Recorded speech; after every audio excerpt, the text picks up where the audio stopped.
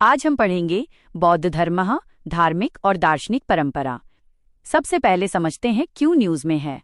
आज भारत सरकार Buddhist heritage tourism को बढ़ावा दे रही है, जैसे बुद्धिस्ट सर्किट। साथ ही दुनिया में बौद्ध धर्म की पहचान शांति, माइंडफुलनेस और नैतिकता के रूप में है।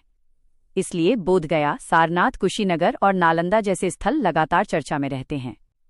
अब बात करते हैं उत्पत्ति और संस्थापक की। बौद्ध धर्म के संस्थापक थे गौतम बुद्ध, जिनका वास्तविक नाम सिद्धार्थ था।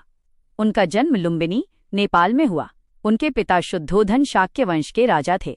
उनकी पत्नी यशोधरा और पुत्र राहुल थे। सिद्धार्थ ने 29 वर्ष की उम्र में गृह त्याग किया, जिसे महाभिनिष्क्रमण कहा जाता है। इसके बाद उन्होंने कठोर तपस्या की, लेकिन फिर उन्हें समझ आया कि अत्यधिक भोग और अत्यधिक तप दोनों गलत हैं। इसलिए उन्होंने मध्य मार्ग अपनाया। अंततः उन्हें बोधगया में बोधि वृक्ष के नीचे ज्ञान प्राप्त हुआ, जिसे निर्वाण या एनलाइटनमेंट कहा जाता है। ज्ञान प्राप्ति के बाद बुद्ध ने अपना पहला उपदेश सारनाथ में दिया, जिसे धर्मचक्र प्रवर्तन कहा जाता है, और उनका महापरिनिर्वाण कुशीनगर में हुआ। अब आते हैं बौद्ध धर्म की कोर फिलॉसफी पर। बुद्ध ने दिए 4 आर्य सत्य। पहला दुख, दूसरा समुदय यानी तृष्णा, तीसरा निरोध और चौथा मार्ग। इस मार्ग को अष्टांगिक मार्ग कहा गया, जिसमें सम्यक दृष्टि, संकल्प, वाणी, कर्म, आजीविका, प्रयास, स्मृति और समाधि शामिल हैं। बौद्ध धर्म के त्रिरत्न हैं बुद्ध, धम्म और संघ।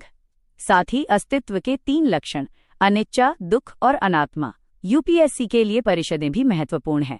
पहली राजगृह, दूसरी वैशाली, तीसरी पाटलिपुत्र, अशोक काल और चौथी कुंडलवन, कनिष्क काल। प्रमुख संप्रदाय हैं हीनयान या थेरवाद, महायान और वज्रयान। मुख्य ग्रंथ है त्रिपिटक, विनय, सुत्त और अभिधम्म।